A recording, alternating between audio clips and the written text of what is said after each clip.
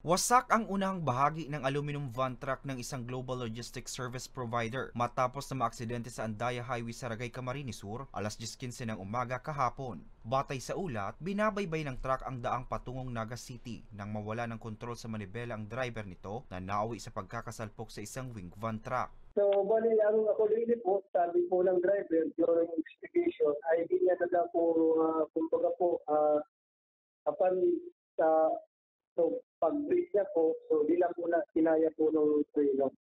Ano po, hindi po kinaya kaya lumangga po yung sinasakyan niya. Sugatan sa insidente ang driver ng aluminum van truck na kinilalang si alias Aldren, 40 anyo, binata at residente ng Santa Magdalena, Sorsogon, na agad naman ay isinugod sa Ragay District Hospital, habang ligtas naman ang mga sakay ng wing van. So, yung driver po, yung pangalawang sakyan, yung red white ito, and then yung co-worker po ay yung co-driver niya, agad naman po itong dinala po sa Ragay Hospital. Nagtamo po kasi ito ng physical. Paalala naman ng mga otoridad, importante ang regular na pagpapasuri ng sasakyan upang maiwasan mga mechanical na problema na maaaring magdulot ng aksidente at siguraduhin rin na nasa maayos na kondisyon ang mga gulong, preno at mga ilaw. Para sa mga balitang Tatak Bicol, Hercules Barbacena.